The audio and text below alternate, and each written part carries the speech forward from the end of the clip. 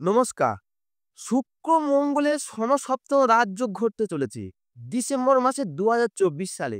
এই ডিসেম্বর মাসে ২০২৪ সালে এই যে রাজযোগটা মারাত্মক ফল পেতে চলেছে। ৬টা রাশি। মূলত ৬টা রাশি মারাত্মক ফল পাবে। শুক্র মঙ্গলের সমসপ্তম রাজযোগ। এই ঘটছে কত তারিখ থেকে? ২রা ডিসেম্বর। ২রা ডিসেম্বর দুপুর ১১টা ৪৬ মিনিটে।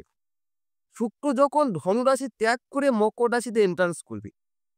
অলরেডি মঙ্গল কোথায় আছে? কর্কট রাশিতে অবস্থান করছে। আর এখন শুক্র যখন মকর রাশিতে প্রবেশ করবে, তাহলে কি দুজনে ১৮০ ডিগ্রিতে করে কি একে অপরের ১৮০ ডিগ্রিতে অবস্থান করছে। এই একে অপরে যখন ১৮০ ডিগ্রিতে অবস্থান করে, তখন হয় রাজযোগ, সমসপ্তম রাজযোগ বলা হয়। এই সমসপ্তম রাজযোগ ৬টা রাশি মানে সবথেকে বেশি ভালো ফল পাবে ১২টা রাশির মধ্যে। কোন ৬টা রাশি? ডিটেইলস আলোচনা করব। আগে জানুন এই সমসপ্তম রাজযোগের আগে জানুন শুক্র মঙ্গল কি রকম ভাবে থাকে।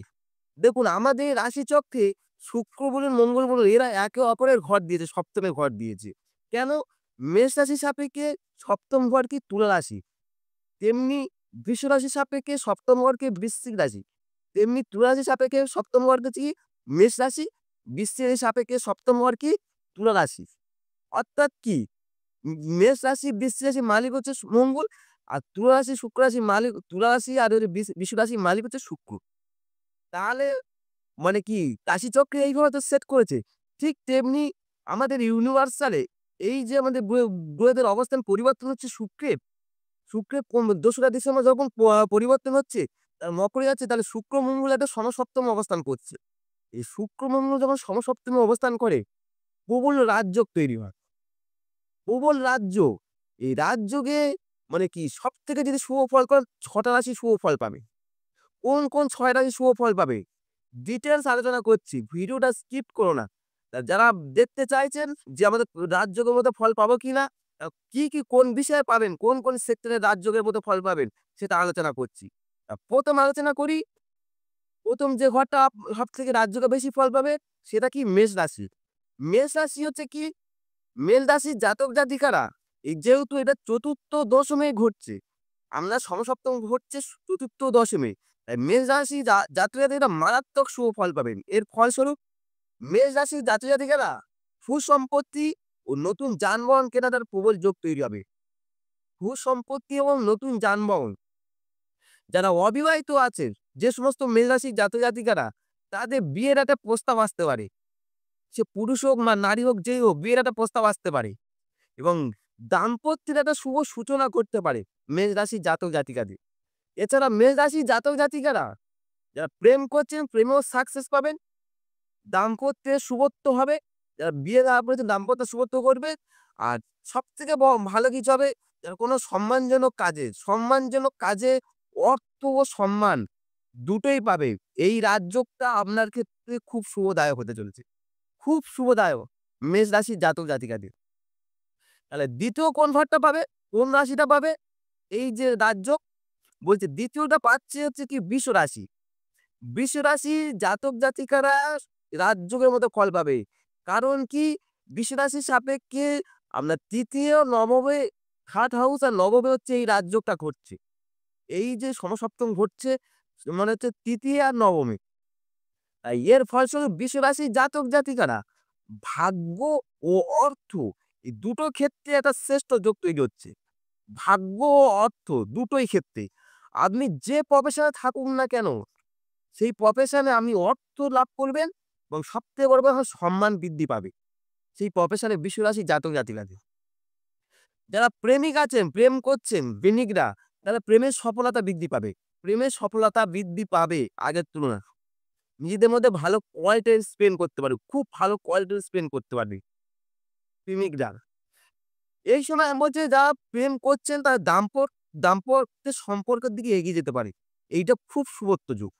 এই রাজযোগটা দাম্পত্যের ক্ষেত্রে খুব শুভ ফল দেবে। এছাড়া এই সময়ে সমস্ত কাজকর্মগুলি যাই করুন না, বুদ্ধির দ্বারা করার প্রতি আগ্রহ প্রকাশ করবেন বৃষ রাশির জাতক জাতিকারা। চলে আসুন রাশিচক্রের ৩য়তম রাশি কি? এই যে ৩ নম্বর যে কোন রাশিটা তোমার পাবে? বলছে রাশিচক্রের ৩য়তম ২য়তম বলা ভুল। 3 নম্বর যে রাজযোগ ফল হচ্ছে সেটা হচ্ছে কর্কট রাশি। কর্কট রাশির জাতক জাতিকারা এই যে রাজযোগটা মানে শুভ ফল পাবেন। কারণ কি মঙ্গল আপনার রাশিতে অবস্থান করছে, শুক্র আপনার সপ্তমে অবস্থান করছে। অর্থাৎ কি রাশি থেকে সপ্তমের মধ্যে এই যে সমসপ্তম যোগটা তৈরি হচ্ছে। এই সমসপ্তম যোগ কর্কট রাশির জাতক জাতিকারা মানে সবথেকে শুভ ফল পাবেন। সবথেকে শুভ ফল পাবেন। কারণ কি শুক্র হচ্ছে কি আপনার চতুর্থপতি, একাদশপতি সপ্তমে। ভাবতে পারছেন না আপনার কি রেজাল্টটা আসবে। কর্কট রাশি জাতক জাতিকারা। কর্কট রাশি জাতক জাতিকারা বলছে এই সময়টা আপনি অর্থ বলুন, ভাগ্য বলুন, কর্ম বলুন, যারা ব্যবসার সঙ্গে যুক্ত আছে সেই ব্যবসার বৃদ্ধি বলুন, সব দিক থেকে শুভ ফল পাবেন কর্কট রাশির জাতক জাতিকারা। কারণ এই রাজযোগটা কর্কট রাশিতে থেকে সপ্তমে ঘটছে। যার জন্য কর্কট রাশি জাতকরা খুব শুভ ফল পাচ্ছে। এই সময় আপনি যে কর্ম করুন না কেন, যেই কর্মের সঙ্গে যুক্ত থাকুন না কেন, সেই কর্মের সফলতা ১০০% বৃদ্ধি পেয়ে যাবে। ১০০% বৃদ্ধি পাবে, ঘটবে। এর ফলস্বরূপ বলছে আপনার মধ্যে কিছু একটা রুক্ষ মেজাজ তৈরি হতে পারে। একটা হঠকারিতা ভাব আসতে পারে এর ফলস্বরূপ। এবং সবকিছুর মধ্যে একটা বাড়াবাড়ি ভাব তৈরি হতে পারে। তাই এই দিকটা একটু সাবধানে থাকবেন। নিজের মধ্যে যেন অহংকারটা না বৃদ্ধি ঘটায়। কারণ এই রাজযোগ আপনাকে একটা অহংকারও পর্যন্ত বৃদ্ধি ঘটাতে সাহায্য করবে। চলে আসুন যে আমি ৩ টে ঘর আলোচনা করেছি। এবার ৪ নম্বর কোন ঘরটা তোমার কোন রাশিটা সবথেকে রাজযোগ ফল পাবেন। ৪র্থতম ঘর হচ্ছে কি তুলা রাশি। এই তুলা রাশি জাতক জাতিকারা এই যে রাজযোগটা খুব শুভ ফল পাবে।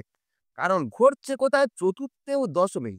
৪র্থ ও দশমে যখন রাজযোগ ঘটছে এই সমসপ্তম রাজযোগটা, এর ফলস্বরূপ তুলা রাশির জাতক জাতিকারা নতুন যানবাহন কেনার একটা প্রবল যোগ তৈরি হবে।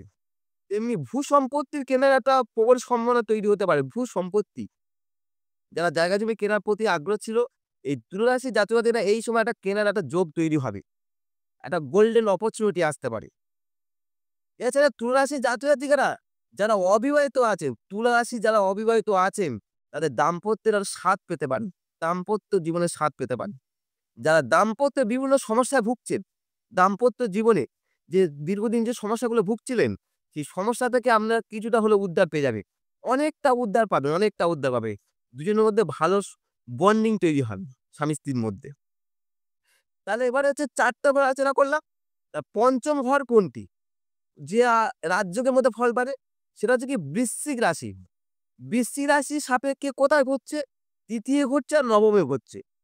3rd হাউস আর 9th হাউসে এই সমসপ্তম শুক্র মঙ্গলের সমসপ্তম রাজযোগটি তৈরি হচ্ছে। এর ফলস্বরূপ বৃশ্চিক রাশির জাতক জাতিকারা ভাগ্য বলুন, অর্থ বলুন, সব ক্ষেত্রে বলুন একটা শ্রেষ্ঠ যোগ তৈরি হবে। শ্রেষ্ঠ যোগ তৈরি হচ্ছে বৃশ্চিক রাশির জাতক জাতিকাদের। এই সময় আপনার বাড়িতে একটা আত্মীয়-কুটুম্ব বৃদ্ধি পেতে পারে এবং আত্মীয়-কুটুম্ব মিলে আপনি একটু বেশ আনন্দ থাকবে, বেশ আনন্দ থাকবে। যারা প্রফেশনের সঙ্গে যুক্ত আছে, বিভিন্ন প্রফেশনের সঙ্গে যুক্ত আছেন, তারা আর্থিক দিক থেকে কোন রকম সফলতা পেতে পারে। আর্থিক দিক থেকে, ইকোনমিক দিক থেকে সফলতা আসতে পারে। তেমনি মান-সম্মান বৃদ্ধি পাবে। যারা প্রেম করছেন, প্রেমিক-প্রেমিকারা প্রেম করছে, তাদের প্রেমের সফলতা ১০০% বৃদ্ধি পেতে পারে। ১০০% বৃদ্ধি ঘটবে এই সময়। দাম্পত্য সম্পর্ক থেকে এগিয়ে যেতে পারেন বৃশ্চিক রাশির জাতক জাতিকারা। এবার আলোচনা করব কি মীন রাশি, না সরি মকর রাশি। ৬ষ্ঠতম ঘর হচ্ছে মকর রাশি। মকর রাশির জাতক জাতিকারা এই সমসপ্তম রাজযোগটি খুব শুভ ফল পাবেন। কারণ কি মকর রাশিতে আপনার শুক্র অবস্থায় ঢুকছে আর সপ্তমে মঙ্গল। এবার শুক্র হচ্ছে কি আপনার রাজযোগকারী গ্রহ। রাজযোগকারী গ্রহ যখন আমার রাশিতে প্রবেশ করছে, তাহলে শুক্র তো শুভ ফল দেবে, সেখানে সপ্তমে আবার মঙ্গল। শুক্র মঙ্গলের কম্বিনেশন, মঙ্গল হচ্ছে আপনার রাশিতে হচ্ছে কি আপনার এক্সঅল্টেশন হয়।